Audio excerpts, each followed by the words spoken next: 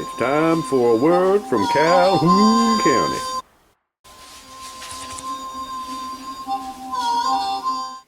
Hey, welcome to another edition of Calhoune County.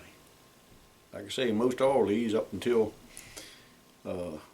last one or two have been all about one particular individual and his misadventures. And these are true. I'm not making them up. I'm just presenting them this way so it don't embarrass the who they're actually about. This story here tonight is about a friend of our family named Norman. Norman has deer hunted here for decades. Norman, he's a man's man. He was in the Vietnam War, and he was a helicopter machine gunner, and he was not afraid of anybody. Matter of fact, he didn't back down from anything.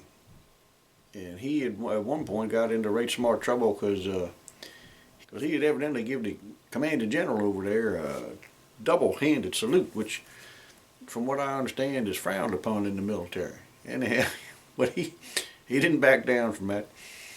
He's like I say, he's a man's man, and he's hunted deer here for a long time. And let me step back from the Norman section of the story and start talking about this other section of the story. We've raised hogs for a lot of years, and those of you that haven't raised hogs, let me explain something to you about hogs. Now, hogs are very intelligent animals, and usually calm, and for the most part gentle, but they can get to fighting, and sometimes they can get nervous and jumpy, and they can be right excitable, and they can make quite a bit of noise. Unearthly sounds can emit themselves from the vocal cords of your average hog. Anyhow, we had got to where our operation was down to the size where we would take 5 or 6 hogs in the back of the pickup truck to the market when they got to about 240, 250 pounds. And these hogs, when you disturb them, when you surprise them, like if they were all kind of snoozing a little bit and you happened to walk up to the pen and they saw you, they would go boom. They would jump up like that, and then of course one would do it and the rest of them would boom. All over. They'd all be going, and then they see what it is, and then they'd lay down. It's just you. They'd go on back to sleep. But like I say, they can be excitable, and the word had been going around that these hogs, like I say, they're intelligent. They had kind of noticed that the ones that were chosen out and got loaded up on that truck, they never came back. No one knew what happened to them. And so anytime any were loaded up on the truck, the ones that were loaded up on there, they kind of started to be extremely nervous because they didn't know what awaited them. So anyhow, what we would do is, because they could be right tricky to load up at times, we would load them up the night before, because when we'd head out, I don't know, to the market at 5:30 in the morning or something, and just have the hogs all loaded up, sitting in the driveway, ready to go. Well, this particular morning, it was, I don't know, towards the beginning of deer season. We had them hogs all loaded up in the back of the pickup truck. They were a little bit nervous. Like I say, they had a fitful sleep. Had them sitting right there, down by the garage, in our driveway, so there's nothing to go get by. We were just going to go down there and hop in the truck and head on to market. And Norman, what he would do, he would drive in there, about 4:30 in the morning, and he would drive in the back and park his truck and work his way on out to the woods, get in his stand, and wait for sunlight. But this particular morning, Norman pulled down there the driveway, and he saw the truck sitting there in the way, and he, that's okay. And he backed up and parked in front of the house, off to the side in the front field there, kind of.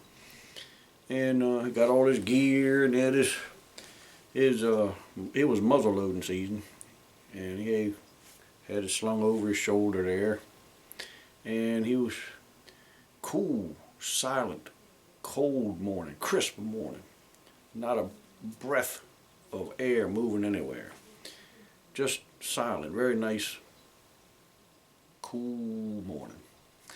Norman was walking down the gravel driveway. The only sound in the world was the crunching of his feet on the gravel as he walked along, and just planning his hunt for the day. And he had no idea, of course, that there were 5 very nervous, very lightly sleeping hogs on the back of this pickup truck. And when he walked by the said pickup truck, the butt of his rifle just happened to bump the fender well of that truck. And 5 240-pound hogs jumped to life. The truck was rocking back and forth, and them hogs was scrambling. And Norman, at this point, shattered both the world and the Olympic record for the standing high jump. And he also got a right fair amount of distance too, away from the truck. Norman told me later he didn't know what there was out there in the dark, but he said whatever it was, he knew it had him. It shook him up right bad. By the time he figured out what was going on, he couldn't get his heart rate to slow down. He just kind of wandered around the woods for about 3 hours and couldn't get couldn't get to where he could sit and watch it for the deer to come along. It just threw him all off balance as far as deer hunting goes. So he just wandered aimlessly in the woods for a while, and then came on up and jumped in his truck and went on home and came back that evening to hunt that night. But poor old Norman, he said that took a couple years off of his life. When you're walking along like that, just planning how you're going to do your hunt for that day, and you get 1,200 pounds of pork surprisingly jumping to life in the back of a truck when you ain't expected it. Woo! That'll shake you up. But anyhow, Norman's a good old fella. He loves telling that story himself. He's an honorary Calhoone too today. So anyway, we'll catch you later. Bye.